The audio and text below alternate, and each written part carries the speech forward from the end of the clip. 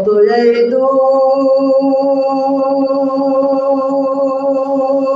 দুনিয়ার মায়ায় ভরে করছো কত বাহানা,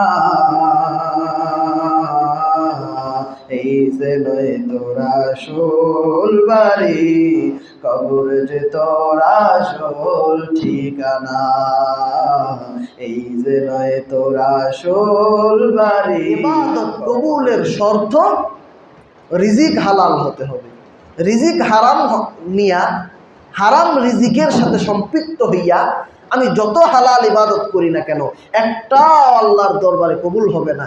লোকে হাজি বলবে, লোকে গাজী বলবে, লোকে নামাজি বলবে, লোকের মুখে দানবীর, লোকের মুখে অমুক তমুক অনেক কিছু হয়ে গেছেন, কিন্তু আল্লাহর দরবারে চুল পরিমাণ ঈমানের মূল্য, আমলের মূল্য, নামাজের মূল্য, হজের মূল্য, দান সদকার মূল্য চুল পরিমাণও আপনার নাই। থাকবে তখন যখন হারামকে মাইনাস করে হালালকে শরীরের ভিতরে ঢুকায়া ইবাদতে মশগুল হবেন, তখন আপনার আমলগুলো আল্লাহর দরবারে কবুল হবে। আমি যা খাই, যা পান করি, সেটা দ্বারা আমার শরীরে শক্তি সঞ্চয় হয়। খাওয়ার দ্বারা, পান করার দ্বারা আমার শরীরের শক্তি সঞ্চয় হয়, ঘুমানোর দ্বারা শক্তি সঞ্চয় হয়, দৌড়াদৌড়ি করার দ্বারা শক্তি সঞ্চয় হয়। এখন যদি আমার খাওয়াটা এটা যদি হারাম দ্বারা হয়, যদি আমার পানীয়টা পান করাটা হারাম হয়, যদি আমি যেখানে ঘুমাই খাট, এই খাটটা হারামের দ্বারা হয়, সব যদি হারাম দ্বারা হয়, তো আমার শরীরটা কেমন জানি হারাম দ্বারা গঠিত। তো এই হারাম গঠিত, হারাম দ্বারা তৈরি, হারাম সঞ্চয়কৃত এই শরীর দ্বারা সেজদা কবুল হবে? নামাজ কবুল হবে? নামাজ, হে মানুষ সকল, আমি আল্লাহ জমিনে যা দিয়েছি হালাল এবং পবিত্র থেকে তা তোমরা ভক্ষণ করো। দ্বিতীয়ত ওয়ালা তাত্তাবিউ খুতুওয়াতিশ শায়তান, তোমরা শয়তানের অনুকরণ করিও না। শয়তান তোমাদের কি হয় আল্লাহ পরের অংশে জানায় দেয়, ইন্নাহু নিশ্চয় সে লাকুম তোমাদের জন্য কি আদুউম মুবিন, প্রকাশ্য দুশ্মন। আর দুশ্মন কখনো সঠিক পথে চালাতে পারে না। দুশ্মন ঘুরায় ফিরায় তোমাকে এনজিওর দিকে ডাকে, ঘুরায় ফিরায় কয় লোন নাও, কিস্তি তোলো।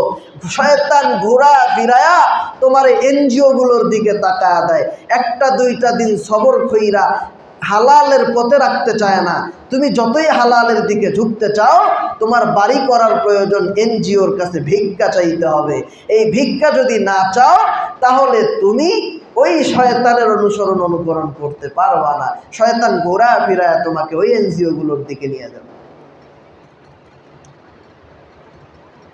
প্রিয় মুসল্লিয়ানে কেরাম, শয়তানের কাজ আপনাকে ঘুরা ফিরায়া হারামের দিকে নিয়ে যাবে। দিন শেষে আমাদেরকেই লোন উঠাতে হয়, আবার সেই লোনের বদৌলতে হাজার হাজার টাকা সুদ দিতে হয়। তাহলে ফায়দা কোথায়, লাভ কোথায়? এখানে তো আল্লাহর প্রথম আয়াত না মাইনা দ্বিতীয় আয়াত যেটা মানতে কইছে সেটা বাদ দিয়া যেটার থেকে আল্লাহ নিষেধ করছে সরাসরি সেই আয়াতের মধ্যে আমরা চলে গেলাম। আল্লাহ প্রথমে সঠিক রাস্তা দেখালেন, বান্দা তুমি হালাল খাও, যদিও সেটা ডাউল ভাত হয়, যদিও সেটা পান্তা হয়, লবণ হয়, মরিচ হয়, সেটা খাও।